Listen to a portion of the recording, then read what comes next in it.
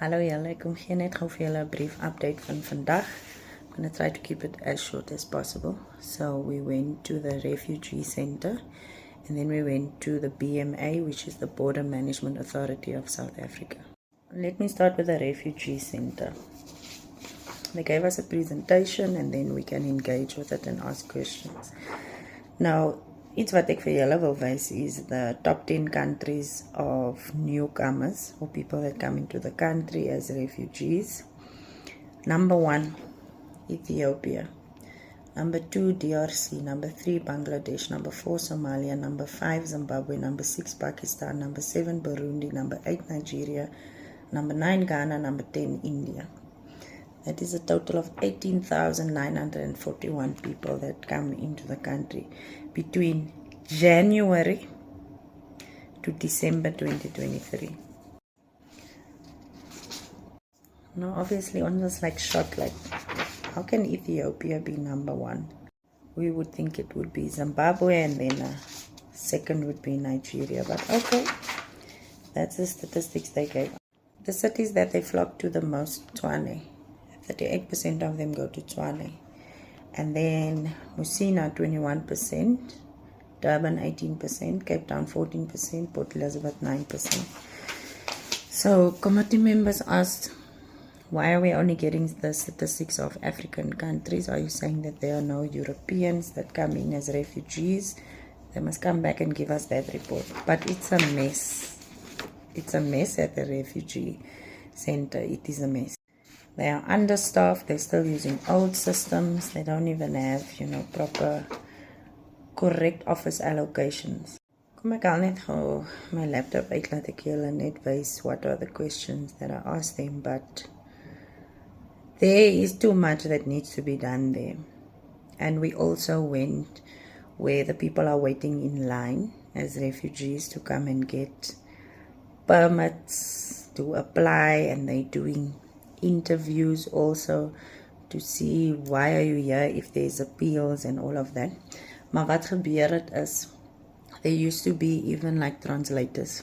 Nou kom jy nou van Pakistan, and then there's someone translating with the immigration officer there, and you are now the refugee. Now doen hulle nou translation, but the translators will now pick up which cases are likely to be approved and which are not. So dan gaan sê hulle, the person that's applying for refugee status or an asylum seeker or a permit or whatever, they're going to tell them what you're supposed to say.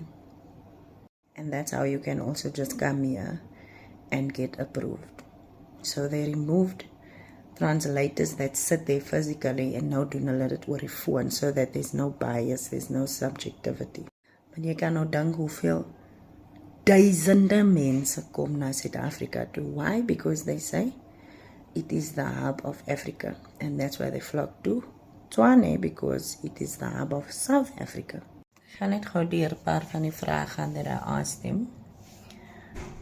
They refer to unfounded, fraudulent behavior and abusive decisions. Ek het gevra vir practical examples. What is a failed asylum seeker? En onthou net wat ek jou gesê het. They'll go through the system, they find out that you won't be able to get approved and you can't process the application. Now you are a failed asylum seeker, but then you apply for an appeal. While you're applying for an appeal, you can still be in the country. You can apply as many times as possible. And most of the decisions must come from top management.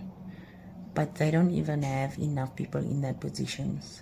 And the people that need to be also qualified. There's one specific person that the post hasn't been filled yet. And the Mensa was criminally charged. Others resigned. Others were fired for corruption. How many people receive the applications, meaning how many people work there? How long does it take to issue a refugee ID and a travel document? What is the most common challenge? What is a refugee that stays indefinitely? What is meant by administering transgressions for people who overstay? Why can't you track and trace refugees? For instance, as hulle in London kom, refugee or asylum seekers, you are supposed to be able to track where they go at all times. We don't have those systems. Another issue that they have, limited inspectorate capacity. So you say, that is like the people that need to make the final decisions, but they don't have that kind of skills and that kind of people working there. Kom ek sê vir julle, die ook criminal syndicates that targets the refugee office wat ons vandag gewees het. They target Metro Police, APS, CPF. You have agents, you have smugglers, and asylum seekers that will be robbed or pickpocketed that come to look for help at the refugee office also. Newcomers, so die lys wat ek julle gee, top 10, hulle gaan dan afgelei word in trokke. And this is how they are also human trafficked. In a nutshell, they don't have the infrastructure, they don't have the resources, they don't have the skills and the expertise, they are under-resourced, understaffed. It's a mess. And the rot that's been happening, it's been happening for too long, for too many years. So nou gaan het extra van om het reg te stel. So the deputy minister said, nope, the refugee officers and those people there, they're not ready to report back on our questions, so we're going to come back again. When we're ready, as I had apologized for that because of the way it is, and it's been like that for years. Kom ek gaan nou na die BMA to Border Management Authority. Meeste van ons committee members het vir hulle gesê, the borders are porous, there's no border control. Ek het ook vir hulle gesê that ons Pres, Gayton McKenzie and PA members had to go to the Limpopo riverbank and saw that there was no manning of